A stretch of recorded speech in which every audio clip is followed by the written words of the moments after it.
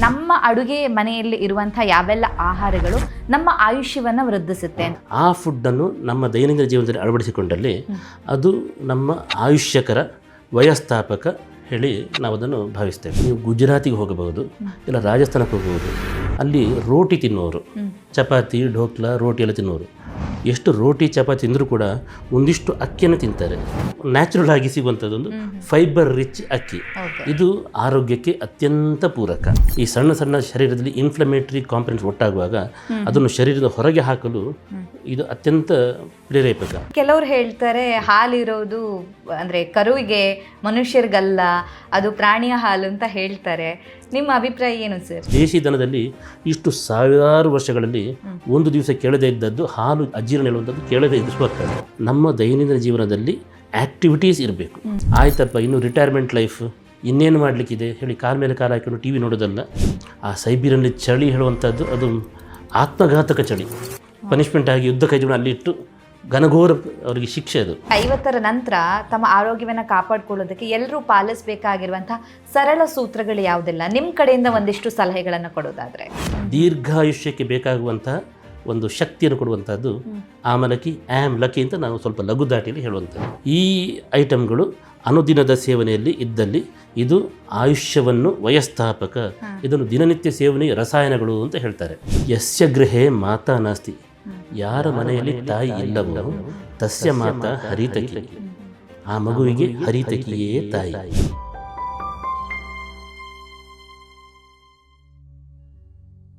ವಿಜಯ ಕರ್ನಾಟಕ ವೀಕ್ಷಕರಿಗೆ ನಮಸ್ತೆ. ನಾನು ರಕ್ಷಾ ಕೋಟ್ಯಾನ್. ಯಾರಾದರೂ ಹಿರಿಯರು ನಮಗೆ ಆಶೀರ್ವಾದ ಮಾಡಬೇಕಾದ್ರೆ ದೀರ್ಘಾಯುಷ್ಮಾನ್ ಭವ ಅಂತ ಹೇಳ್ತಾರೆ, ಅಂದರೆ ನಮ್ಮ ಆಯುಷ್ಯ ಗಟ್ಟಿಯಾಗಿರಬೇಕು ಅಂತ. ಆದರೆ ಇವಾಗಿನ ಜೀವನ ಶೈಲಿಯಲ್ಲಿ ಏನಾಗ್ತಾ ಇದೆ ಅಂತ ಹೇಳಿದ್ರೆ 30-40 ವಯಸ್ಸಿಗೇನೆ ತಮ್ಮ ಆಯುಷ್ಯವನ್ನು ಅವರು ಕಳ್ಕೊಳ್ತಾ ಇದ್ದಾರೆ ಅಂತಲೇ ಹೇಳ್ಬೋದು. ಅಂದರೆ ಅನಿಶ್ಚಿತತೆಯೇ ಈ ಒಂದು ಬದುಕು ಅಂತಲೇ ಹೇಳ್ಬೋದು. ಹಾಗಿದ್ರೆ ನಮ್ಮ ಆಯಸ್ಸನ್ನು ನಾವು ಯಾವ ರೀತಿಯಾಗಿ ಹೆಚ್ಚಿಸ್ಕೋಬೇಕಾಗತ್ತೆ? ನಮ್ಮ ಭಾರತೀಯ ಶೈಲಿಯಲ್ಲಿ ಅಥವಾ ನಮ್ಮ ಆಹಾರ ಪದ್ಧತಿಯಿಂದನೇ ನಮ್ಮ ಆರೋಗ್ಯವನ್ನು ಹೇಗೆ ಕಾಪಾಡ್ಕೋಬೇಕಾಗತ್ತೆ? ಈ ಎಲ್ಲ ವಿಚಾರದ ಬಗ್ಗೆ ಹೆಚ್ಚಿನ ಮಾಹಿತಿನ ತಿಳಿಸ್ಕೊಡೋದಕ್ಕೆ ಇವತ್ತು ನಮ್ಮ ಜೊತೆ ಇದ್ದಾರೆ doctor Muralidhar Ballal, general manager STM Ayurveda pharmacy Udupi, assistant professor STM Ayurveda college Udupi. Doctor, ಕಾರ್ಯಕ್ರಮಕ್ಕೆ ಸ್ವಾಗತ. ನಮಸ್ತೆ ಸರ್, ಹೇಗಿದ್ದೀರಾ ಸರ್? ಚೆನ್ನಾಗಿದ್ದೇವೆ ಸರ್. ನಾವಿವತ್ತು ಮಾತಾಡ್ತಾ ಇರುವಂಥದ್ದು ನಮ್ಮ ಆರೋಗ್ಯ, ಅದರ ಜೊತೆಗೆ ಆಯುಷ್ಯದ ಬಗ್ಗೆ. ಸರ್, ಇನ್ನು ಆರೋಗ್ಯದ ವಿಚಾರದಲ್ಲೇ ಹೇಳ್ಬೇಕಾ, ನೀವು ಹೇಳಿದ್ರಿ ಜಪಾನಿಯರ ಜೀವನ ಶೈಲಿ ಹೇಗಿದೆ, ಸೊ ಅದು ಹೇಗೆ ನಮ್ಮ ಆರೋಗ್ಯದ ಮೇಲೆ ಪರಿಣಾಮವನ್ನು ಬೀರುತ್ತೆ, ಅಂದರೆ ಅದು ಅವರಿಗೆ ಹೇಗೆ ಎಫೆಕ್ಟ್ ಆಗ್ತಾ ಇದೆ, ಅವರಿಗೆ ಅವರ ದೀರ್ಘಾಯುಷ್ಯಕ್ಕೆ ಅದು ಹೇಗೆ ಬೆನಿಫಿಟ್ ಆಗ್ತಾ ಇದೆ ಅಂತ. ಈಗ ನಮ್ಮ ಆಹಾರ ಪದ್ಧತಿಗೆ ಬರೋಣ. ನಮ್ಮ ಅಡುಗೆ ಮನೆಯಲ್ಲಿ ಇರುವಂಥ ಯಾವೆಲ್ಲ ಆಹಾರಗಳು ನಮ್ಮ ಆಯುಷ್ಯವನ್ನು ವೃದ್ಧಿಸುತ್ತೆ ಅಂತ? ಯಾಕಂದ್ರೆ ಈಗ ಹೇಳಿದ್ರೆ ಈಗ ತುಂಬ ಜನ ಸೂಪರ್ ಫುಡ್ ಬೇಕು, ಇದನ್ನು ತಿಂದರೆ ಈ ಥರ ಬೆನಿಫಿಟ್ ಸಿಗುತ್ತೆ ಅನ್ನೋದಕ್ಕೆ ಜಾಸ್ತಿ ಹುಡುಕ್ತಾರೆ. ಆದರೆ ನಮ್ಮ ಅಜ್ಜ ಅಜ್ಜಿ ತುಂಬ ಸ್ಟ್ರಾಂಗ್ ಇದ್ದರು. ಅವ್ರಿಗೆ ಯಾವುದೋ ಡಯಟ್ ಚಾರ್ಟ್ ಇರಲಿಲ್ಲ, ಅವರಿಗೆ ದಿನ ಇದ್ದಿದ್ದು ಸೇಮ್ ಮೆನು, ಆದರೂ ಕೂಡ ಆರೋಗ್ಯವಾಗಿದ್ದರು, ಗಟ್ಟಿಮುಟ್ಟಾಗಿದ್ದರು, ಆ್ಯಕ್ಟಿವ್ ಆಗಿದ್ದರು. ಸೊ ನಮ್ಮ ಅಡುಗೆ ಮನೆಯಲ್ಲಿರುವಂಥ ಯಾವೆಲ್ಲ ಆಹಾರಗಳನ್ನು ನಾವು ತಿಂದರೆ ನಮ್ಮ ಆರೋಗ್ಯ ಅಥವಾ ನಮ್ಮ ಆಯಸ್ಸು ವೃದ್ಧಿ ಆಗುತ್ತೆ ಅಂತ? ಈ ಪ್ರಶ್ನೆಯನ್ನು ನಾವು ಎರಡು ವಿಂಗಡಿಸಿಕೊಂಡು ಇದನ್ನು ಖಂಡಿತ. ಪ್ರಥಮವಾಗಿ ಈ ನಮ್ಮ ದೈನಂದಿನ ಆಹಾರದಲ್ಲಿ ನಾವು ಮೊದಲು ಇಂಟ್ರೊಡಕ್ಷನ್ ಮಾತಾಡುವಾಗ ಚಯಾಪಚಯಗಳಲ್ಲಿ ಚಯವರ್ಧನೆ, ಅನಬಾಲಿಸಮ್ ಪ್ರಮೋಟಿಂಗ್ ಫುಡ್ಸ್ ಅಂತ ಹೇಳ್ತೇವೆ. ಆ ಫುಡ್ಡನ್ನು ನಮ್ಮ ದೈನಂದಿನ ಜೀವನದಲ್ಲಿ ಅಳವಡಿಸಿಕೊಂಡಲ್ಲಿ ಅದು ನಮ್ಮ ಆಯುಷ್ಯಕರ ವಯಸ್ಥಾಪಕ ಹೇಳಿ ನಾವು ಅದನ್ನು ಭಾವಿಸ್ತೇವೆ. ಅಂದರೆ ಜೀರ್ಣಶಕ್ತಿ ನಾವು ಮಾಡಿಫಿಕೇಶನ್ ಮಾಡಿಕೊಳ್ಳುವಂಥದ್ದು. ಬೇಸಿಕ್ ಡ್ರಗ್ಸ್ ಇವುಗಳ ಉಪಯೋಗ ಆರೋಗ್ಯಕ್ಕೆ ಅತ್ಯುತ್ತಮ ಅಂತ. ನಿಮಗೆ ಒಂದು ಉದಾಹರಣೆ ಹೇಳ್ತೇನೆ. ನೀವು ಗುಜರಾತಿಗೆ ಹೋಗಬಹುದು, ಇಲ್ಲ ರಾಜಸ್ಥಾನಕ್ಕೆ ಹೋಗಬಹುದು. ಅಲ್ಲಿ ರೋಟಿ ತಿನ್ನುವವರು, ಚಪಾತಿ ಢೋಕ್ಲಾ ರೋಟಿ ಎಲ್ಲ ತಿನ್ನುವರು, ಎಷ್ಟು ರೋಟಿ ಚಪಾತಿ ತಿಂದರೂ ಕೂಡ ಒಂದಿಷ್ಟು ಅಕ್ಕಿಯನ್ನು ತಿಂತಾರೆ. ಪಂಜಾಬಿಗೆ ಹೋದರೆ ಅವ್ರು ರೋಟಿನೇ ತಿನ್ನುವಂಥದ್ದು, ಒಂದಿಷ್ಟು ಅಕ್ಕಿಯನ್ನು ತಿಂತಾರೆ. ಅದು ನಮ್ಮ ಆಯುರ್ವೇದ ಶಾಸ್ತ್ರದಲ್ಲಿ ಷಷ್ಟಿಕಾನ್ ಶಾಲಿ, ಷಷ್ಟಿಕ ಶಾಲಿ ಹೇಳಿದರೆ ಕೆಂಪಕ್ಕಿ, ನಮ್ಮ ಇವತ್ತಿನ ವೈಟ್ ಸೂಪರ್ ಪಾಲಿಶ್ಡ್ ಅಲ್ಲ, ಅದರ ಫೈಬರ್ ಅಂಶ, ಎಣ್ಣೆಯ ಅಂಶ ಇರುವಂತಹ ಒಂದು ಕೆಂಪಕ್ಕಿ. ಕೆಂಪು ಬಣ್ಣ ಪೂಜಿದ್ದಲ್ಲ, ಬಟ್ ನ್ಯಾಚುರಲ್ ಆಗಿ ಸಿಗುವಂಥದ್ದೊಂದು ಫೈಬರ್ ರಿಚ್ ಅಕ್ಕಿ. ಇದು ಆರೋಗ್ಯಕ್ಕೆ ಅತ್ಯಂತ ಪೂರಕ, ಜೀರ್ಣಕ್ಕೆ ಲಘು, ಆರೋಗ್ಯಕ್ಕೆ ಪೂರಕ. ಹಾಗೆ ಯವೆ ಹೇಳಿದ್ರೆ ಬಾರ್ಲಿ ನೀವು ನೋಡಿರ್ಬೋದು. ಹಿಂದಿನ ಕಾಲದಲ್ಲಿ ಅಜ್ಜಿಯಂದಿರು ಈ ಮೂತ್ರ ಯೂರಿನ್ ಪ್ರಾಬ್ಲಮ್ ಇದ್ದಾವಾಗ, ಸ್ವಲ್ಪ ಉರಿ ಬಂದಾಗ, ತುರಿಕೆ ಬಂದಾಗ, ನಾವೇ ಬಂದಾಗ ಯವವನ್ನು ಕುದಿಸಿ ಅದರ ನೀರನ್ನು ಕುಡಿತಾ ಇದ್ರು. ಇದು ಮೂತ್ರ ಪ್ರವರ್ತಕ. ಅಥವಾ ನಾವು ಮೊದಲು ಹೇಳಿದಂತೆ ಈ ಸಣ್ಣ ಸಣ್ಣ ಶರೀರದಲ್ಲಿ ಇನ್ಫ್ಲಮೇಟರಿ ಕಾಂಪೊನೆಂಟ್ಸ್ ಒಟ್ಟಾಗುವಾಗ ಅದನ್ನು ಶರೀರದ ಹೊರಗೆ ಹಾಕಲು ಇದು ಅತ್ಯಂತ ಪ್ರೇರೇಪಕ. ಅಥವಾ ನಾವು ಇನ್ನೊಂದು ವಿಚಾರ ನಿಮ್ಮ ಗಮನಕ್ಕೆ ತರ್ಬೋದು.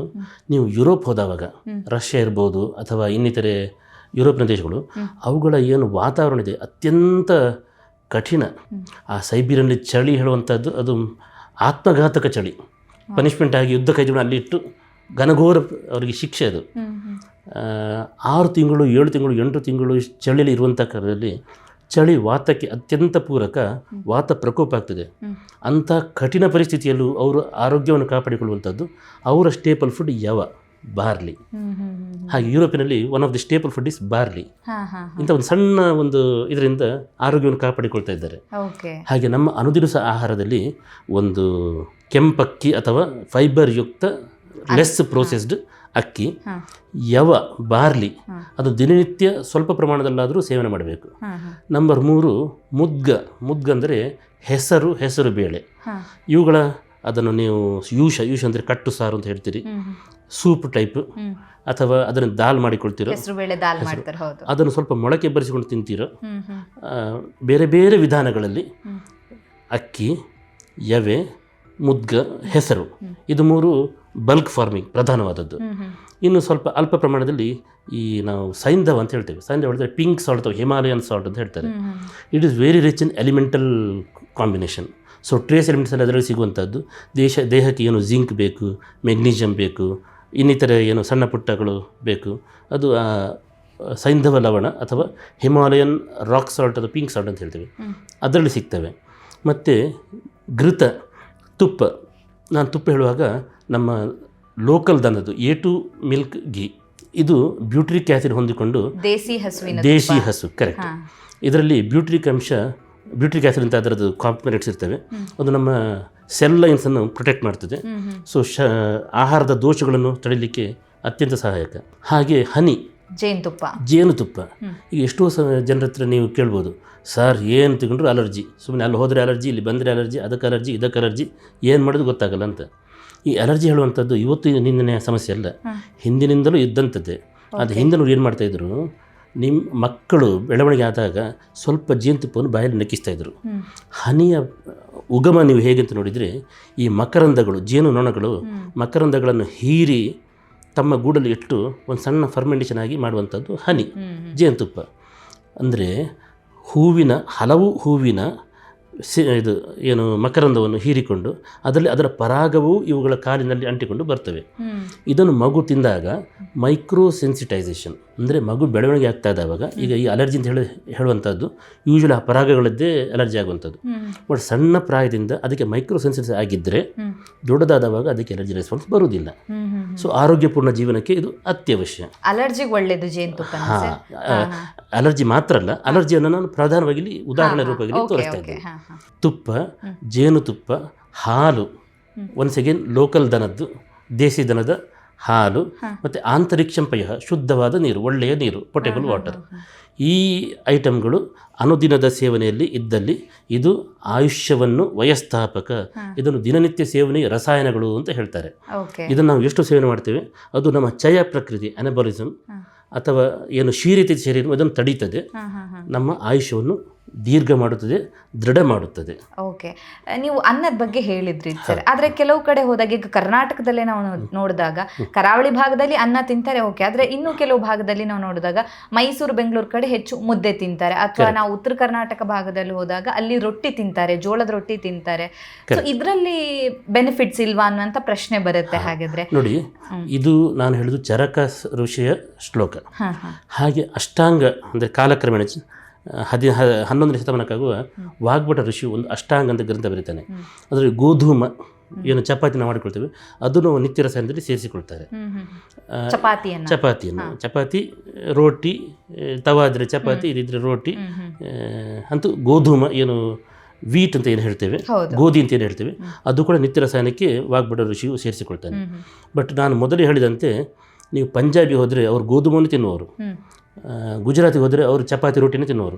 ಆದರೂ ಇಷ್ಟು ರೈಸ್, ಇಷ್ಟು ಅಕ್ಕಿಯನ್ನು ನೀವು ಗುಜರಾತಿ ಥಾಲಿ ಅಂತ ನೀವು ತಗೊಂಡ್ರೆ ಒಂದು ಸಣ್ಣ ಪ್ರಮಾಣದಲ್ಲಿ ಒಂದು ಅಕ್ಕಿಯನ್ನು ಕೊಡ್ತಾರೆ. ಸೊ ಇದು ಅಕ್ಕಿಯ ಒಂದು ರಸಾಯನತೆಯನ್ನು ತೋರಿಸುವಂಥದ್ದು. ಈ ಆಯುರ್ವೇದ ಸಿದ್ಧಾಂತ ಹೇಳೋದು ಇಡೀ ಇಂಡಿಯಾದಲ್ಲಿ ಗ್ರಾಸ್ ರೂಟಲ್ಲಿ ಪಸರಿಸುವಾಗ ಇದೆಲ್ಲ ಸಿದ್ಧಾಂತಗಳು ಅಲ್ಲಿ ಅನುಸರಿಸ್ತಾ ಇರ್ತಾರೆ. ಓಕೆ, ಈಗ ಅನ್ನ ಅಂತ ನೋಡಿದಾಗ ಎಲ್ಲರೂ ಹೇಳ್ತಾರೆ ಅದು ಬಿಳಿ ರೂಪದಲ್ಲಿರುವಂತಹ ಒಂದು ವಿಷ ಅಂತಾನೆ ಹೇಳ್ಬೋದು. ರೈಸ್ ಅನ್ನ ಕಡಿಮೆ ತಿನ್ನಿ ಅಂತ. ಆದ್ರೆ ನೀವ್ ಹೇಳ್ತಾ ಇರುವಂತದ್ದು ಅನ್ಪಾಲಿಶ್ಡ್ ರೈಸ್ ಅಂತ. ಸೊ ಅದನ್ನ ಗಮನದಲ್ಲಿ ಇಟ್ಕೋಬೇಕಾಗಿದೆ. ಯಾಕಂದ್ರೆ ಒಂದು ಡಾಕ್ಟರ್ ಒಂದು ಹೇಳ್ತಾರೆ, ಇವ್ರು ಈ ತರ ಹೇಳ್ತಾ ಇದ್ದಾರೆ, ಏನಪ್ಪಾ ಅನ್ನುವಂತ ಒಂದು ಕನ್ಫ್ಯೂಷನ್ಸ್ ಇರಬಾರ್ದು. ನೀವು ಮಾತಾಡ್ತಾ ಹೆಸರು ಬೇಳೆ ಬಗ್ಗೆ ಕೂಡ ಹೇಳಿದ್ರೆ ಸ್ವಲ್ಪ ಇಂಟ್ರೆಸ್ಟಿಂಗ್ ಅಂತ ಅನ್ನಿಸ್ತು ಸರ್. ಸೊ ಹೆಸರು ಬೇಳೆ ನಮಗೆ ಯಾಕೆ ಆರೋಗ್ಯದಲ್ಲಿ ಸ್ಪೆಷಲಿ ಹೇಳ್ಬೇಕು ಅಂದ್ರೆ ಮುಖ್ಯವಾಗಿ ಇಂಥದ್ದೇ ಬೆನಿಫಿಟ್ಸ್ ಇದೆ ಅಂತ ಹೇಳೋದಕ್ಕೆ ಆಗುತ್ತಾ? ಅದ್ರ ಬಗ್ಗೆ ಒಂಚೂರು ಮಾತಾಡಬಹುದಾ ಸರ್? ಒಂದು ಹೆಸರು ಬೇಳೆ ಏನು ಪ್ರೋಟೀನ್ ಸ್ಟ್ರಕ್ಚರ್ ನೋಡಿ, ನಾವು ವೆಜಿಟೇರಿಯನ್ಸ್ ನಾನ್ ವೆಜಿಟೇರಿಯನ್ಸ್ ಹೇಳ್ತೇವೆ. ಈಗ ನಾವು ಆಹಾರ ಬಗ್ಗೆ ಮಾತಾಡುವಾಗ ಪ್ರಮುಖ ವೆಜಿಟೇರಿಯನ್ಸ್ ಬಗ್ಗೆ. ನಾನ್ ವೆಜಿಟೇರಿಯನ್ಸ್ ಅಲ್ಲಿ ಕೆಲವು ಅಮಿನೋ ಆಸಿಡ್ಸ್ ಮಾಂಸ ರೂಪದಲ್ಲಿಯೂ ಸಿಗುತ್ತದೆ. ಬಟ್ ವೆಜಿಟೇರಿಯನ್ಸಿಗಾಗುವಾಗ ಈ ಧಾನ್ಯಗಳು ಮತ್ತು ಕಾಳುಗಳನ್ನೇ ನಾವು ಅವಲಂಬಿಸಬೇಕು. ಹಾಗೆ ನಮ್ಮ ದೇಹಕ್ಕೆ ಎಸೆನ್ಷಿಯಲ್ ಅಮಿನೋ ಆಸಿಡ್ಸ್ ಅಂತ ಹೇಳ್ತೇವೆ. ಇದು ಪ್ರಧಾನವಾಗಿ ನಮಗೆ ಈ ಹೆಸರು ಬೇಳೆಯಲ್ಲಿ ಸಿಗುವಂಥದ್ದು. ಹೆಸರು ಬೇಳೆಯನ್ನು ಪ್ರೋಟೀನ್ ರೂಪದಲ್ಲಿ ನಾವು ಬೇಯಿಸಿ ಸಾರು ಅಥವಾ ದಾಲ್ ಟೈಪ್ ಮಾಡಿಕೊಂಡು ತಿನ್ನುವಂಥದ್ದು. ಇಲ್ಲವೇ ಹೆಸರು ಬೇಳೆಯನ್ನು ನೆನೆ ಹಾಕಿ ಅದು ತೀರಾ ಮೊಳಕೆ ಬರಬಾರ್ದು. ಯಾಕಂದರೆ ಮೊಳಕೆ ತೀರಾ ಬೆಳೆದು ಬಿಟ್ಟರೆ ಒಳಗಿನ ದ್ರವ್ಯವನ್ನು ಸೇರಿಸಿ ತಾನು ಬೆಳೆದದ್ದು. ಸೊ ನಮಗೆ ಅದರಲ್ಲಿ ಹೆಚ್ಚು ಸಿಗಲಿಕ್ಕಿಲ್ಲ. ಸೊ ಅದು ನೀರಲ್ಲಿ ನೆಂದು ಬಿಟ್ಟು ಎನ್ಸೈಮ್ಯಾಟಿಕ್ ಆ್ಯಕ್ಟಿವಿಟಿ ಸ್ಟಾರ್ಟ್ ಆಗಿಬಿಟ್ರೆ ವೈಟಮಿನ್ಸ್, ನಮ್ಮ ದೇಹಕ್ಕೆ ತುಂಬ ಬೇಕಾಗುವಂಥ ವೈಟಮಿನ್ಸ್ ಈ ಬೇಳೆಗಳಲ್ಲಿ ಸಿಗುತ್ತವೆ. ಪ್ರಧಾನವಾಗಿ ಹೆಸರು ನಮಗೆ ತೀರಾ ಸುಲಭವಾಗಿ ಜೀರ್ಣಕಾರಕ, ನಮಗೆ ತುಂಬ ಸಾತ್ನ್ಯ ಅಂತ ಈ ಬೇಳೆಕಾಳುಗಳಲ್ಲಿ ಅತ್ಯಂತ ಸಾತ್ನ್ಯ ಪ್ರವರ ಹೆಸರು ಬೇಳೆ ಅಂತ ನಮ್ಮ ಋಷಿಮುನಿಗಳು ಹೇಳ್ತಾರೆ. ಅಂದರೆ ಹೆಚ್ಚು ಪ್ರೋಟೀನ್ ಇರುತ್ತೆ, ಮಾಂಸಖಂಡಗಳ ಬೆಳವಣಿಗೆಗೂ ಕೂಡ ಉಪಯೋಗ. ಪ್ರೋಟೀನ್ ಇರ್ತದೆ, ಆ ಪ್ರೋಟೀನಲ್ಲಿ ಎಸೆನ್ಷಿಯಲ್ ಅಮಿನೋ ಆಸಿಡ್ಸ್ ಅದು ನಮಗೆ ಬೇರೆ ಕಡೆ ಸಿಗದೇ ಇರುವಂಥದ್ದು. ಪ್ಲಸ್ ಅದನ್ನು ನೀವು ನೀರಲ್ಲಿ ನೆನೆ ಹಾಕಿ ತಿಂದರೆ ವೈಟಮಿನ್ಸ್ ಮತ್ತು ಮಿನರಲ್ಸ್, ಜಿಂಕ್ ಇತ್ಯಾದಿ ಮಿನರಲ್ಗಳು ಅದರ ನಮಗೆ ಚೆನ್ನಾಗಿ ಸಿಗುತ್ತದೆ. ಓಕೆ, ಪ್ರತಿನಿತ್ಯ ನಾವು ಸೇವಿಸಲೇಬೇಕಾದಂಥ ಆಹಾರಗಳು ಇದೇನ ಸರ್, ಅಥವಾ ಇದನ್ನ ಬಿಟ್ಟು ಬೇರೆ ಏನಾದರೂ ಹೇಳಕ್ಕೆ ಇಷ್ಟಪಡ್ತೀರಾ? ಇದನ್ನು ನಾವು ನಿತ್ಯ ಸೇವನೀಯ ರಸಾಯನಗಳು ಅಂತ ಹೇಳ್ತೇವೆ. ಈಗ ನಿಮ್ಮ ಪ್ರಶ್ನೆ ಎರಡನೇ ಭಾಗ ಸೂಪರ್ ಫುಡ್ಸ್ ಅಂತ ಹೇಳ್ತೇವೆ. ಸರ್ ಏನೋ ವ್ಯತ್ಯಾಸ ಆಗಿ ಸ್ವಲ್ಪ ಕಾಯಿಲೆ ಬಿದ್ದಿದ್ದೇನೆ, ಈಗ ಹುಷಾರಾಗಿದ್ದೇನೆ, ಆದರೂ ಸಂಪೂರ್ಣ ಸರಿಯಾಗಲಿಲ್ಲ, ಗಟ್ಟಿಯಾಗಬೇಕು ಸರ್, ಇನ್ನು ಮುಂದೆ ಕಾಯಿಲೆಗಳು ಬರಬಾರ್ದು ಸರ್, ಸೂಪರ್ ಫುಡ್ಸ್ ಅಂತ ಹೇಳುವಾಗ ನಾವು ಪ್ರಥಮವಾಗಿ ಹೇಳುವಂಥದ್ದು ಆಮಲಕ್ಕಿ ಅಂತ. ಸಂಸ್ಕೃತದಲ್ಲಿ ಆಮಲಕ್ಕಿ ಅಂತ ಹೇಳುವಾಗ ಕನ್ನಡದಲ್ಲಿ ನೆಲ್ಲಿಕಾಯಿ ಅಂತ ಹೇಳ್ತೇವೆ. ನಾವು ನಮ್ಮ ಮಕ್ಕಳಿಗೆ, ನಮ್ಮ ಸ್ಟೂಡೆಂಟ್ಸಿಗೆ, ಪೋಸ್ಟ್ ಗ್ರಾಜುಯೇಟ್ ಸ್ಟೂಡೆಂಟ್ಸಿಗೆ ಕ್ಲಾಸ್ ತಗೊಳ್ಳುವಾಗ ಸ್ವಲ್ಪ ಲಘು ದಾಟಿಯಲ್ಲಿ ಆ್ಯಮ್ ಲಕ್ಕಿ ಅಂತ ಹೇಳುವಂಥದ್ದು ಉಂಟು. ಆಮಲಕ್ಕಿ, ಆ್ಯಮ್ ಲಕ್ಕಿ ಅಂತ. ಸೊ ನಮ್ಮ ಶರೀರಕ್ಕೆ ಅತ್ಯಂತ ಒಂದು ಕಂಡ್ಯೂಸಿವ್ ಆಗಿರುವಂಥದ್ದು ಈ ಆಯುರ್ವೇದ ತ್ರಿಫಲ ಅಂತ ಹೇಳ್ತಾರೆ. ಹರಿತಕಿ, ಆಮಲಕಿ, ವಿಭಿತಕಿ. ಆಮಲಕಿ ನೆಲ್ಲಿಕಾಯಿ, ಹರಿತಕಿ ಅಣಿಲೆಕಾಯಿ, ವಿಭಿತಕಿ ಶಾಂತಿಕಾಯಿ. ಈ ಮೂರು ಫ್ರೂಟ್ಸ್ ನಮ್ಮ ಶರೀರಕ್ಕೆ ಅತ್ಯಂತ ಒಂದು ಪುಷ್ಟಿಯನ್ನು ಕೊಡುವಂಥದ್ದು, ವಯಸ್ಥಾಪಕ, ಆಯುಷ್ಯ ಸ್ಥಾಪಕ, ಪಥ್ಯ. ಹರಿತಕಿ ಪಥ್ಯ ಅಂತ ಹೇಳ್ತಾರೆ. ಹರಿತಕಿಯ ಮಹತ್ವವನ್ನು ನಿಮಗೆ ನಾನು ಹೇಳಬೇಕು ಅಂತಾದರೆ, ದುರ್ದೈವ ವಶಾತ್ ಆಗಬಾರ್ದು. ದುರ್ದೈವ ವಶಾತ್ ಈ ಡೆಲಿವರಿ ಟೈಮ್ ಹೆರುವಾಗ ಏನೋ ಕಾಂಪ್ಲಿಕೇಶನ್ ಆಗಿ ತಾಯಿ ತೀರಿಕೊಂಡರೆ ಆ ಮಗುವಿನ ಕಥೆ ಏನು? ಹೆರುವಾಗಲೇ ತಾಯಿ ತೀರಿಕೊಂಡರೆ ಇಲ್ಲ, ಮತ್ತು ಒಂದು ಜೀವನದಲ್ಲಿ ಬೇಕಾಗುವಂಥ ಒಂದು ತಾಯಿಯ ಅಪ್ಪುಗೆ ಒಂದು ವಾತ್ಸಲ್ಯ, ಒಂದು ಬಾಂಧವ್ಯ, ಒಂದು ಕಾನ್ಫಿಡೆನ್ಸ್ ಇರುವುದಿಲ್ಲ. ಎಷ್ಟು ಕಷ್ಟಕರವಾದ ಜೀವನ. ಇಂಥ ಘಟನೆ ನಡೆದಾಗ ನಮ್ಮ ಋಷಿಮುನಿಗಳು ಹೇಳ್ತಾರೆ, ಯಸ್ಯ ಗೃಹೇ ಮಾತಾ ನಾಸ್ತಿ, ಯಾರ ಮನೆಯಲ್ಲಿ ತಾಯಿ ಇಲ್ಲವೋ ತಸ್ಯ ಮಾತಾ ಹರಿತಕಿ, ಆ ಮಗುವಿಗೆ ಹರಿತಕಿಯೇ ತಾಯಿ. ಕದಾಚಿತ್ ಕುಪ್ಯತೆ ಮಾತ, ತಾಯಾದರೂ ಕೆಲವೊಮ್ಮೆ ಸಿಟ್ಟು ಮಾಡ್ತೀವಿ, ಏನು ಭಾರಿ ಪೋಖರಿ ಮಾಡ್ತೀವಿ, ಒಂದು ಎರಡು ಪೆಟ್ಟು ಕೊಡಬಹುದು. ನೈವ ಕುಪ್ಯತೆ ಹರಿತಕಿ, ಹರಿತಕಿ ಒಂದು ದಿವಸ ತೊಂದರೆ ಮಾಡಲ್ಲ ಅಂತ. ಯಸ್ಯ ಗೃಹೇ ಮಾತಾ ನಾಸ್ತಿ ತಸ್ಯ ಮಾತಾ ಹರಿತಕಿ, ಕದಾಚಿತ್ ಕುಪ್ಯತೆ ಮಾತಾ ನೈವ ಕುಪ್ಯತೆ ಹರಿತಕಿ. ನಿಮ್ಮ ದೇಹಕ್ಕೆ ಹರಿತಕಿ ಒಂದಿನಿತೂ ತೊಂದರೆ ಕೊಡುವುದಿಲ್ಲ, ನಿಮ್ಮನ್ನು ಮಾತೃ ರೂಪದಲ್ಲಿ ಪೋಷಣೆ ಮಾಡುತ್ತದೆ. ಇದು ಹರಿತಕಿ. ಹರಿತಕಿಗಿಂತ ಕಿಂಚಿತ್ ಗುಣವರ್ಧಕ ಆಮಲಕಿ ಅಂತ ನಮ್ಮ ಶಾಸ್ತ್ರ ಹೇಳ್ತದೆ. ಸೊ ಆಮಲಕಿ ಹೇಳುವಂಥದ್ದು ನಮ್ಮ ಶರೀರದ ಸರ್ವ ಧಾತುಗಳನ್ನು ಪೋಷಣೆ ಮಾಡುವಂಥದ್ದು, ಶರೀರದ ವಯಸ್ಥಾಪನ, ದೀರ್ಘಾಯುಷ್ಯಕ್ಕೆ ಬೇಕಾಗುವಂತಹ ಒಂದು ಶಕ್ತಿಯನ್ನು ಕೊಡುವಂಥದ್ದು ಆಮಲಕಿ, ಆಮ್ ಲಕ್ಕಿ ಅಂತ ನಾವು ಸ್ವಲ್ಪ ಲಘು ದಾಟಿಯಲ್ಲಿ ಹೇಳುವಂಥದ್ದು. ಓಕೆ, ಸೊ ಆಮಲಕ್ಕಿ ಅಂತ ಹೇಳಿದ್ರೆ ನೆಲ್ಲಿಕಾಯಿ, ಹರಿತಕಿ ಅಂತ ಹೇಳಿದಾಗ ಸರ್ ಅಣಿಲೆಕಾಯಿ. ಅಣಿಲೆಕಾಯಿ. ಹೌದು. ಓಕೆ ಓಕೆ, ಯಾಕಂದ್ರೆ ನಾನು ಈ ಹೆಸರನ್ನ ಸ್ವಲ್ಪ ಕಡಿಮೆ ಕೇಳಿದ್ದೀನಿ, ಅದಕ್ಕೋಸ್ಕರ. ಸೊ ಈ ಎಲ್ಲ ಆಹಾರವನ್ನ ನಾವು ತಿನ್ನೋದ್ರಿಂದಾಗಿ ತಿನ್ನುವಂಥದ್ದು. ಇನ್ನು ಒಂದು ಎರಡು ಸೇರಿಸಬೇಕು ಅಂತಾದರೆ, ಒಂದು ಅರಸಿನ, ನಮ್ಮ ಕಿಚನ್ ಇರುವಂಥ ಅರಸಿನ ಏನಿದೆ ಅದು ತುಂಬ ಪ್ರಭಾವಶಾಲಿ. ಕರ್ಕ್ಯುಮಿನ್ ಅನ್ನುವಂಥ ಒಂದು ಕರೆಕ್ಟ್ ಕಂಟೆಂಟ್ ಇದೆ. ಈಗ ಆಮಲಕ್ಕಿ ಆಗ್ಬೋದು, ಹರಿತಕ್ಕಿ ಆಗ್ಬೋದು, ಇದು ಧಾತುಗಳ ಪೋಷಣೆಗೆ, ಧಾತುಗಳ ವರ್ಧನೆಗೆ ಸಹಾಯಕ. ಆದರೆ ಧಾತು ವರ್ಧನೆ ಆಗುವಂಥದ್ದು ಒಂದು. ಎರಡನೇದು, ಇದ್ದ ಧಾತುಗಳಲ್ಲಿ ಇನ್ಫ್ಲಮೇಷನ್ ಆದವಾಗ ಅವುಗಳನ್ನು ಹೊರಹಾಕಬೇಕು ಅಂತ ಒಂದು ಮಾತು ಬರ್ತದೆ. ಆಗ ಬೇಕಾಗುವಂಥದ್ದು ಈ ಹರಿದ್ರ ಅಥವಾ ತುಳಸಿ. ನಮ್ಮ ಧಾತುಗಳ ಎರರ್ಸನ್ನು ತಡೆಯುವಂಥದ್ದು ಒಂದು ಹರಿದ್ರ. ಅದನ್ನು ನೀವು ಗೋಲ್ಡನ್ ಮಿಲ್ಕ್ ಅಂತ ಕೇಳಿರ್ಬೋದು. ಒಂದು ಕಾಲು ಚಮಚೆ ಹರಿದ್ರವನ್ನು, ಅರಸಿನವನ್ನು ಹಾಲಿಗೆ ಹಾಕಿ, ಬಿಸಿ ಬಿಸಿ ಹಾಲಿಗೆ ಹಾಕಿ ಬೆಳಿಗ್ಗೆ ಆಗಲಿ ಸಾಯಂಕಾಲ ಆಗಿ ಕುಡಿಯುವಂಥದ್ದು. ಇದು ಶರೀರದ ಎಲ್ಲ ದೋಷಗಳನ್ನು, ತೊಂದರೆಗಳನ್ನು, ಇನ್ಫ್ಲಮೇಟರಿ ಮಾರ್ಕರ್ಸನ್ನು ಶರೀರದ ಹೊರಗೆ ಹಾಕುವಂಥದ್ದು. ಅರಿಶಿನ ಆಯಿತು, ತುಳಸಿ ಆಯಿತು, ನೆಲ್ಲಿಕಾಯಿ. ಇನ್ನೊಂದು ಪ್ರಮುಖವಾದದ್ದು ದೇಸಿ ತುಪ್ಪ. ತುಪ್ಪ, ಬೆಣ್ಣೆ ತುಪ್ಪ ಹೇಳುವಂಥದ್ದು ನಮ್ಮ ಶರೀರಕ್ಕೆ ಅತ್ಯಂತ ಪೋಷಕ, ಅತ್ಯಂತ ಅವಶ್ಯಕ. ಓಕೆ, ಯಾಕಂದ್ರೆ ಬಟ್ ಕೆಲವ್ರು ಹೇಳ್ತಾರೆ ಹಾಲಿರೋದು ಅಂದರೆ ಕರುವಿಗೆ, ಮನುಷ್ಯರಿಗಲ್ಲ, ಅದು ಪ್ರಾಣಿಯ ಹಾಲು ಅಂತ ಹೇಳ್ತಾರೆ. ನಿಮ್ಮ ಅಭಿಪ್ರಾಯ ಏನು ಸರ್? ವೀಗನ್ ಡಯಟ್ ಅಂತ ಹೇಳುವವರು ಹಾಲು ಹೇಳುವಂಥದ್ದು ದನದ ಕರುವಿಗೆ ಹೊರತು ಮನುಷ್ಯನಿಗಲ್ಲ ಅಂತ ಮಾತು ಹೇಳ್ತಾರೆ. ಹಾಲು ಹೇಳುವಂಥದ್ದು ಒಂದು ಪರಿಪೂರ್ಣವಾದ ಆಹಾರ. ಮನುಷ್ಯನ ಮಗು ಮಾತೃ ಹಾಲು ಇದ್ದರೆ ಆದೀತು, ತಾಯಿಯ ಎದೆ ಹಾಲು ಇದ್ದರೆ ಆದೀತು. ಇಲ್ಲದೇ ಇದ್ದಲ್ಲಿ ಈ ದನದ ಹಾಲನ್ನೇ 6 ತಿಂಗಳು, 7 ತಿಂಗಳು, 8 ತಿಂಗಳ ಕಾಲ ಸೇವಿಸಿ ಬದುಕುವಂಥದ್ದು. ಅದರಲ್ಲಿ ಇನ್ನೂ ಒಂದು ಮಾತೊಂದು, A1 ಮಿಲ್ಕ್, A2 ಮಿಲ್ಕ್ ಹೇಳಿ. ಈ ಐರೋಪ್ಯ ದೇಶಗಳಲ್ಲಿ, ಪಾಶ್ಚಾತ್ಯ ದೇಶಗಳಲ್ಲಿ ಅವ್ರದ್ದು ಈ ಹೋಲಸ್ಟೈನ್, ಜರ್ಸಿ ಇಂಥದ ಏನು ದನಗಳಿದ್ದಾವೆ ಅವುಗಳು A1 ಮಿಲ್ಕ್ ಕೊಡುವಂಥದ್ದು. ಅದು ತೀರಾ ಪ್ರೋಟೀನ್ ರಿಚ್, ತೀರಾ ಫ್ಯಾಟ್ ರಿಚ್, ನಮಗೆ ಜೀರ್ಣಕ್ಕೆ ಕಷ್ಟ ಆಗುವಂಥದ್ದು, ಜೀರ್ಣ ಆಗದೇ ಇರುವಂಥದ್ದು. ಎಷ್ಟೋ ಜನ ಮಿಲ್ಕ್ ಇಂಟಾಲರೆನ್ಸ್ ಅಂತ ಹೇಳ್ತಾರೆ, ಅವರಿಗೆ ಹಾಲಾಗಲ್ಲ, ಹಾಲಿನ ಉತ್ಪನ್ನಗಳಾಗೋದಿಲ್ಲ. ಇದು ಒಂದು 25-30 ವರ್ಷ ಹಿಂದೆ ಕೇಳದೇ ಇರುವಂಥದ್ದು. ಯಾವಾಗ ಆ ಹೊಲಸ್ಟೈನ್, ಜರ್ಸಿಯ ಬೀಜಾಣುಗಳು ಬಂದು ನಮ್ಮ ದೇಸಿ ದನಗಳ ಸಂಕ್ರಮಣ ಆದಾಗ ಆ ಹಾಲು ಆಗ ಮಿಲ್ಕ್ ಇಂಟಾಲರೆನ್ಸ್ ಶುರು ಮಾಡಿತ್ತು. ಅದರ ನಮ್ಮ ದೇಶಿ ದನದಲ್ಲಿ ಇಷ್ಟು ಸಾವಿರಾರು ವರ್ಷಗಳಲ್ಲಿ ಒಂದು ದಿವಸ ಕೇಳದೇ ಇದ್ದದ್ದು ಹಾಲು ಅಜೀರ್ಣ ಹೇಳುವಂಥದ್ದು ಕೇಳದೇ ಇರುವಂಥದ್ದು, ಲ್ಯಾಕ್ಟೋಸ್ ಇಂಟಾಲರೆನ್ಸ್ ಹೇಳುವಂಥದ್ದು. ಅದು ಆ ಪಾಶ್ಚಾತ್ಯ ಐರೋಪ್ಯ A1 ಮಿಲ್ಕಿನ ಒಂದು ಆ ದನಗಳ ಬೀಜಗಳ ಒಂದು ಸಂಕ್ರಮಣ ಆಗಿ ಆ ಹಾಲಿಂದ ಬರುವಂತಹ ಒಂದು ವಿಷಯ. ನಮ್ಮ ದೇಸಿ ಇದು ಹಾಲು ಏನಿದೆ ಅದು ಅತ್ಯಂತ ಲಘು, ಶರೀರಕ್ಕೆ ಅತ್ಯಂತ ಪುಷ್ಟಿಕರ, ಅತ್ಯಂತ ಒಳ್ಳೆಯದು. ಓಕೆ, ಹಾಗಾಗಿ ಆಹಾರದ ವಿಚಾರ ಅಂತ ಬಂದಾಗ ಅನ್ನ ಒಳ್ಳೆಯದು, ಅನ್ಪಾಲಿಶ್ಡ್ ರೈಸಿಂದ ಮಾಡಿರುವಂಥ ಅನ್ನ ಒಳ್ಳೆಯದು. ನೀವು ಹೇಳಿದಾಗೆ ನೆಲ್ಲಿಕಾಯಿ ಅಥವಾ ಹೆಸರು ಬೇಳೆ ಇವೆಲ್ಲನೂ, ತುಪ್ಪ, ದೇಸಿ ತುಪ್ಪ. ನೆಲ್ಲಿಕಾಯಿ ಬಗ್ಗೆ ಮಾತಾಡ್ತಿತ್ತು, ಇನ್ನೊಂದು ಸಣ್ಣ ಒಂದು ಮಾತನ್ನು ಹೇಳಿಬಿಡ್ತೀನಿ. ಅಮೇರಿಕದಲ್ಲಿ ಒಂದು ಅಮೇರಿಕನ್ ಬ್ರುಚ್ವಿಕ್ ಸೊಸೈಟಿ ಹೇಳಿ, ಪ್ಲಸ್ ಅವ್ರದ್ದು ಅಗ್ರಿಕಲ್ಚರ್ ಡಿಪಾರ್ಟ್ಮೆಂಟ್ ಉಂಟು. ಅದರಲ್ಲಿ ಸೈಂಟಿಸ್ಟ್ ಒಟ್ಟಾಗಿ ಒಂದು ಸಂಸ್ಥೆ ಒಂದು ರಿಸರ್ಚ್ ಔಟ್ಪುಟ್ ತರ್ತಾರೆ. ಅದಂದರೆ ಒರ್ಯಾಕ್ ವ್ಯಾಲ್ಯೂ ಹೇಳಿ. ಒರ್ಯಾಕ್ ಹೇಳಿದರೆ ಆಕ್ಸಿಜನ್ ರ್ಯಾಡಿಕಲ್ ಅಬ್ಸಾರ್ಬೆನ್ಸ್ ಕೆಪಾಸಿಟಿ. ಅಂದರೆ ಒಂದು ನಮ್ಮ ಈಗ ಉದಾಹರಣೆಗೆ ನಾನು ಆ್ಯಪಲ್ 100 ಗ್ರಾಮ್ ತಿಂದರೆ ಅದರಲ್ಲಿರುವ ಫೈಬರ್ಸ್ ಮತ್ತು ಏನು ಹೊಟ್ಟೆ ತುಂಬ, ಅದು ಒಂದು ವಿಷಯ. ಎರಡನೆಯದು, ಇದು ನನ್ನ ದೇಹದಲ್ಲಿ ಈ ಫ್ರೀ ರ್ಯಾಡಿಕಲ್ಸ್, ನಮ್ಮ ಆರೋಗ್ಯಕ್ಕೆ ಮಾರಕವಾದ, ಆಯುಷ್ಯಕ್ಕೆ ಮಾರಕವಾದ ಫ್ರೀ ರ್ಯಾಡಿಕಲ್ಸ್ ಅಂತ ಹೇಳ್ತೇವೆ, ಇದನ್ನು ನ್ಯೂಟ್ರಲೈಸ್ ಮಾಡಿಕೊಂಡು ದೇಹದಿಂದ ಹೊರಗೆ ಹಾಕುವಂಥ ಕೆಪಾಸಿಟಿ. ಇದು ನಿಜವಾದ ಒಂದು ಆಯುರ್ವರ್ಧಕ, ಒಂದು ಆ್ಯಂಟಿ ಆಕ್ಸಿಡೆಂಟ್ಸ್ ಅಂತ ಹೇಳ್ತೇವೆ, ಒಂದು ನಂಬರ್ ಅಂತ ಹೇಳ್ತೇವೆ. ಸೊ ಒರ್ಯಾಕ್ ವ್ಯಾಲ್ಯೂ ಜಾಸ್ತಿ ಇದ್ದಷ್ಟು ಅದು ಅತ್ಯಂತ ಪ್ರಭಾವಶಾಲಿ. Oxygen radical absorbance capacity, ORAC value, it is degree, it is denoting the antioxidant potential of the substance. Simple. ಇದು ಸಂಸ್ಥೆ ಅಲ್ಲ, ಅದೊಂದು ರಿಸರ್ಚ್ ಸಂಸ್ಥೆ. ಅವರು ಇಂಡಿಪೆಂಡೆಂಟ್ ರಿಸರ್ಚ್ ಮಾಡಿಕೊಂಡು ನಾವು ತಿನ್ನುವಂಥ ಆಹಾರಗಳು, ನಮ್ಮ ಸುತ್ತಮುತ್ತಲ ಪದಾರ್ಥಗಳು ಎಲ್ಲವನ್ನು ಲಿಸ್ಟ್ ಮಾಡಿ ಹಾಕಿದ್ದಾರೆ. ವೆಬ್ಸೈಟ್ ಹೋಗಿ ಯಾರು ಬೇಕಾದರೂ ನೋಡಬಹುದು. ಅದರಲ್ಲಿ ಈ ಐರೋಪ್ಯ ದೇಶಗಳಲ್ಲಿ ಒಂದು ಗೋಜಿಬೆರಿ ಅಂತ ಬರ್ತದೆ. ಈ ಸ್ಟ್ರಾಬೆರಿ, ಗೋಜಿಬೆರಿ, ಬ್ಲೂಬೆರಿ, ಬ್ಲ್ಯಾಕ್ಬೆರಿ, ಅದಕ್ಕೆ 25,000 ನಂಬರ್ ಕೊಡ್ತಾರೆ.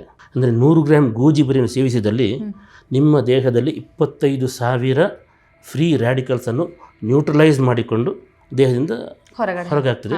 ಅಂದರೆ ಅಷ್ಟು ತೊಂದರೆ ಆಗೋದು ನಿಮ್ಮ ದೇಹಕ್ಕೆ ತಪ್ಪಿತು. 25,000. ಅದೇ ನಮ್ಮ ಬಾಳೆಹಣ್ಣಿಗೆ ಸಾಧಾರಣ 210, ಆ್ಯಪಲಿಗೆ ಒಂದು 300, ಒಂದು ಸ್ಟ್ರಾಬೆರಿಗೆ ಒಂದು 2,500 ಹೀಗೆ ಬೇರೆ ಬೇರೆ ನಂಬರ್ಸ್ ಕೊಡ್ತಾರೆ, ರೇಟಿಂಗ್ಸ್ ಅನ್ನೋ ಥರ ಇರುತ್ತೆ. ವೆಬ್ಸೈಟಲ್ಲಿ ಯಾರು ಬೇಕಾದರೂ ಪರೀಕ್ಷೆ ಮಾಡ್ಬೋದು. ಇದರಲ್ಲಿ ನೆಲ್ಲಿಕಾಯಿಗೆ 2.5 ಲಕ್ಷ, ಒಂದು ಸ್ಟ್ರಾಬೆರ್ರಿ ಹಣ್ಣಿಗೆ 1,700 ಇರುವಾಗ ನೆಲ್ಲಿಕಾಯಿಗೆ 2.5 ಲಕ್ಷ, ಅರಿಶಿನಕ್ಕೆ 1.25 ಲಕ್ಷ, ಒಂದು ಎಷ್ಟಿ ಮಧು ಅಂತ ಹೇಳ್ತೇವೆ, ಲಿಕೋರೈಸ್ ಅಂತ ಪಾಶ್ಚಾತ್ಯ ದೇಶಗಳಲ್ಲಿ ಪ್ರಸಿದ್ಧ, ಅದಕ್ಕೆ 1.5 ಲಕ್ಷ. ಅಂದರೆ 100 ಗ್ರಾಮ್ ನೆಲ್ಲಿಯನ್ನು ಸೇವನೆ ಮಾಡಿದಲ್ಲಿ 2.5 ಲಕ್ಷ ಇದು ಫ್ರೀ ರ್ಯಾಡಿಕಲ್ಸನ್ನು ನಮ್ಮ ದೇಹದಿಂದ ನ್ಯೂಟ್ರಲೈಸ್ ಮಾಡಿ ಅದು ಹೊರಗಾಗ್ತದೆ. ಬೇರೆ ಯಾವುದಿದ್ದರೆ ಇದಕ್ಕೆ ಸಮ. ಅದಕ್ಕೆ ಡಿಟಾಕ್ಸ್ ಅಂತಾನೆ ಹೇಳ್ಬೋದು. 100%. ದೇಹದ ಒಂದಿಷ್ಟು ವಿಷಕಾರಿ ಅಂಶವನ್ನ ಹೊರಗಡೆ ಹಾಕೋದಕ್ಕೆ ನೆಲ್ಲಿಕಾಯಿ ತುಂಬಾನೇ ಉಪಯುಕ್ತ ಅಂತ. ಅದಕ್ಕೆ ಐ ಆಮ್ ಲಕ್ಕಿ ಅಂತ ನಾವು ನಮ್ಮ ಸ್ಟೂಡೆಂಟ್ಸಿಗೆ ಸ್ವಲ್ಪ ಲಘುದಾಟಿಯಲ್ಲಿ ಹೇಳುವಂಥದ್ದು. ಸೊ ನೆಲ್ಲಿಕಾಯಿಯನ್ನ ಯಾರು ತಿಂತಾರೋ ಅವ್ರು ಹೇಳ್ಬೋದು ಐ ಆಮ್ ಲಕ್ಕಿ ಅಂತ. ನೆಲ್ಲಿಯಿಂದ ಆರೋಗ್ಯವನ್ನು ಗೆಲ್ಲಿ ಅಂತ ಹೇಳುವಂಥದ್ದು ನಾವು. ಚೆನ್ನಾಗಿದೆ ಸರ್ ಸಾಲುಗಳು. ಓಕೆ, ಸೊ ಆಹಾರದ ಬಗ್ಗೆ ನೀವು ಉಲ್ಲೇಖ ಮಾಡಿದ್ರೆ ಇನ್ನು ಆಹಾರವನ್ನು ತಿನ್ನದೇ ಇರುವಂಥದ್ದು ಉಪವಾಸದ ಬಗ್ಗೆ ಸ್ವಲ್ಪ ಮಾತಾಡೋಣ. ಸೊ ಆಯುರ್ವೇದದಲ್ಲಿ ಉಪವಾಸದ ಬಗ್ಗೆ ಹೇಗೆ ಉಲ್ಲೇಖ ಆಗಿದೆ, ಇದು ನಮ್ಮ ಆರೋಗ್ಯವನ್ನು ವೃದ್ಧಿಸೋದಕ್ಕೆ ಅಥವಾ ಆಯುಷ್ಯವನ್ನು ವೃದ್ಧಿಸೋದಕ್ಕೆ ಎಷ್ಟು ಸಹಕಾರಿ ಸರ್? ನಮ್ಮ ವೆಸ್ಟರ್ನ್ ಸೈನ್ಸಲ್ಲಿ Harrison's textbook of medicines ಅಂತಿದೆ. ಸಾಧಾರಣ 5,000 ಪುಟಗಳ 2 ವಾಲ್ಯೂಮ್ಗಳು. ಅದು ಅವರಿಗೆ ವೇದವಾಕ್ಯ ಇದ್ದ ಹಾಗೆ. ಈ ಹ್ಯಾರಿಸನ್ಸ್ ಬುಕ್ಕಲ್ಲಿ ಒಂದು ಜೀರಿಯಾಟ್ರಿಕ್ಸ್ ಒಂದು ಚಾಪ್ಟರ್ ಬರ್ತದೆ. ಆ ಜೀರಿಯಾಟ್ರಿಕ್ಸ್ ಚಾಪ್ಟರ್ಸಲ್ಲಿ ಅವನಿಗೆ ಆಯುಷ್ಕಾರಕ ಪ್ರಪಂಚ ಏನೆಲ್ಲ ರಿಸರ್ಚ್ ಆಗಿದೆ ಅದನ್ನು ಅವನು ಸೈದ್ಧಾಂತಿಕವಾಗಿ ಮಂಡನೆ ಮಾಡ್ತಾರೆ. ಅದರಲ್ಲಿ ಅವರು ಹೇಳುವಂಥದ್ದು, ಇಲಿಗಳನ್ನು ಒಂದು 2 ಗ್ರೂಪ್ ಮಾಡ್ತಾರೆ.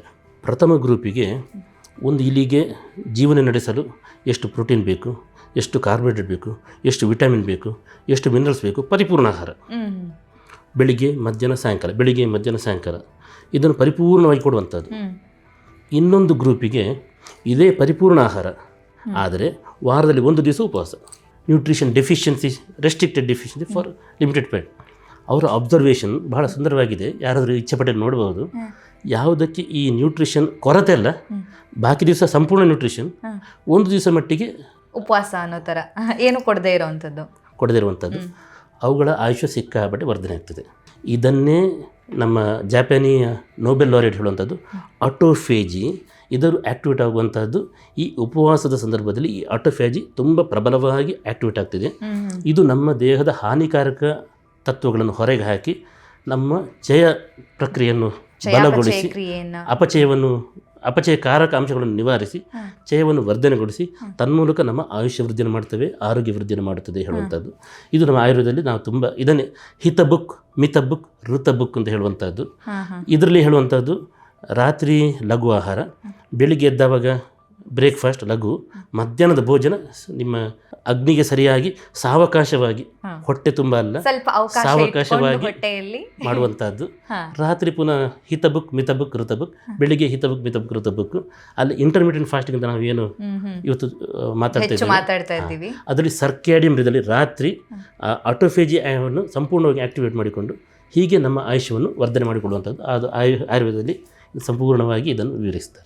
ಹಾಗಾಗಿ ಉಪವಾಸ ತುಂಬಾನೇ ಒಳ್ಳೆಯದು. ಪ್ರತಿದಿನ ಊಟ ಮಾಡೋದಕ್ಕಿಂತ ವಾರದಲ್ಲಿ 1 ದಿನ ಅಥವಾ ತಿಂಗಳಲ್ಲಿ 2 ಸಲ ಆದ್ರೂ ಮಾಡಿದ್ರೆ ಉಪಯುಕ್ತ ಅಂತ. ಅದನ್ನು ಫಿಲಾಸಫಿಕಲ್ ನೋಡಿದ್ರೆ ಏಕಾದಶಿ, ಇಲ್ಲದಿದ್ರೆ ಆರೋಗ್ಯಕ್ಕೆ ಬೇಕಾದ ಒಂದು ಉಪವಾಸ. ಹೌದು, ಅಂದ್ರೆ ಎಲ್ಲಾ ಧರ್ಮದಲ್ಲೂ ಕೂಡ ಅದರದ್ದೇ ರೀತಿಯಲ್ಲಿ ಅದನ್ನ ಪಾಲನೆ ಮಾಡ್ತಾರೆ. ವೈಜ್ಞಾನಿಕವಾಗಿ ಇಂಟರ್ಮಿಟೆಂಟ್ ಫಾಸ್ಟಿಂಗ್ ಅಂತ. ಓಕೆ. ಹಾಗಾದ್ರೆ ಡಾಕ್ಟರ್, ಈಗ 50ರ ನಂತರ ತಮ್ಮ ಆರೋಗ್ಯವನ್ನು ಕಾಪಾಡಿಕೊಳ್ಳೋದಕ್ಕೆ ಎಲ್ಲರೂ ಪಾಲಿಸಬೇಕಾಗಿರುವಂತಹ ಸರಳ ಸೂತ್ರಗಳು ಯಾವುದೆಲ್ಲ ನಿಮ್ಮ ಕಡೆಯಿಂದ ಒಂದಿಷ್ಟು ಸಲಹೆಗಳನ್ನು ಕೊಡೋದಾದ್ರೆ? ನಂಬರ್ 1, ಆಹಾರ ಲಿಮಿಟೆಡ್ ಆಹಾರ, ನ್ಯೂಟ್ರಿಷನಲ್, ಸಂಪೂರ್ಣ ಪೌಷ್ಟಿಕಯುಕ್ತ ಆದರೆ ಲಿಮಿಟೆಡ್ ಆಹಾರ. ಅದೇ ನಾವು ಸಾವಕಾಶ ಅಂತ ಏನು ಹೇಳ್ತಾ ಇದ್ದೇವೆ. ಹಿತಬುಕ್, ಮಿತಬುಕ್, ಋತಬುಕ್. ಅದರಲ್ಲಿ ನಾನು ಅದರ ಲಿಸ್ಟ್ ಕೊಡಬೇಕು ಅಂತ ಹೇಳಿದರೆ ಅಕ್ಕಿಯನ್ನು ನಾವು ಮಾತಾಡಿದ್ದು. ಅಕ್ಕಿ, ಗೋಧಿ, ಈ ನಮ್ಮದು ಸ್ಟೇಪಲ್ ಫುಡ್ಸ್ ಅಂತ ಹೇಳಿದ್ವಿ. ಜೋಳ ಇರ್ಬೋದು, ರಾಗಿ ಇರ್ಬೋದು, ಗೋಧಿ ಇರ್ಬೋದು, ಯಾವುದೇ ಇರ್ಬೋದು, ಅದನ್ನು ಯಥಾಯೋಗ್ಯ ಹಸಿವಿಗೆ ತಕ್ಕಂತೆ ಕಾರ್ಬೋಹೈಡ್ರೇಟ್ಸ್ ಇರುವಂಥದ್ದು. ಅದರಲ್ಲಿ ತುಂಬ, ಈಗ ಉದಾಹರಣೆಗೆ ಸಮಸ್ಯೆ ಎಲ್ಲಿ ಆಗ್ತದೆ ಅಂತ ಕೇಳಿದರೆ, ಗೋಧಿಯಿಂದ ಚಪಾತಿ ಮಾಡಿ ಗೋಧಿ ಹಿಟ್ಟು ಸಮಸ್ಯೆ ಎಲ್ಲಿ ಬರ್ತದೆ? ಅತ್ಯಂತ ಫೈನ್ ಪೌಡರ್ ಬಂದಾಗ ಸಮಸ್ಯೆ ಬರ್ತದೆ. ಸ್ವಲ್ಪ ತರಿ ಮುಂಚೆ ಕಲ್ಲನ್ನು ಬೀಸಿ ಮಾಡುವಾಗ ಇಷ್ಟು ಫೈನ್ ಬರ್ತಿರಲಿಲ್ಲ, ಸ್ವಲ್ಪ ತರಿ ಇರಬೇಕು. ಹಾಗೆ ಈ ತೀರಾ ಪ್ರೋಸೆಸ್ಡ್ ಫುಡ್ ಅಥವಾ ವೆರಿ ಫೈನ್ ಅಲ್ಲ, ಸ್ವಲ್ಪ ಅದು ಸಿಂಪಲ್ ಪ್ರೊಸೆಸಿಂಗ್. ನಾವು ಋತ ಬುಕ್ ಅಂತ ಹೇಳ್ತೀವಿ, ಸಿಂಪಲ್ ಆಗಿರುವಂಥದ್ದು. ಅಂದರೆ ಚಪಾತಿ ಮಾಡುವಾಗ ಗ್ರೇನ್ ಸ್ವಲ್ಪ ದೊಡ್ಡದಿರುವಂಥದ್ದು, ಉಪ್ಪಿಟ್ಟು ಮಾಡುವಾಗ ಗ್ರೇನ್ ಸ್ವಲ್ಪ ದೊಡ್ಡದಿರುವಂಥದ್ದು, ತೀರಾ ಬಾಂಬೆ ರವ ಅಲ್ಲ, ಸ್ವಲ್ಪ ದೊಡ್ಡ ಕಾಳಿರುವಂಥದ್ದು. ಇದೇನಾಗ್ತದೆ, ಸ್ವಲ್ಪ ಮಂದವಾಗಿ ಜೀರ್ಣ ಹಾಕ್ಕೊಂಡು ಈ ಬ್ಲಡ್ಡಲ್ಲಿ ಶುಗರ್ನ ಸ್ಪೈಕ್ಸ್ ಬರೋದಾಗೆ ತಡೀತದೆ. ಸೊ ಇಂಥ ಆಹಾರದ ಇದನ್ನು ನಾವು ಗಮನದಲ್ಲಿಟ್ಟುಕೊಂಡು ಆಹಾರವನ್ನು ಹಿತವಾಗಿ ಸೇವನೆ ಮಾಡುವಂಥದ್ದು.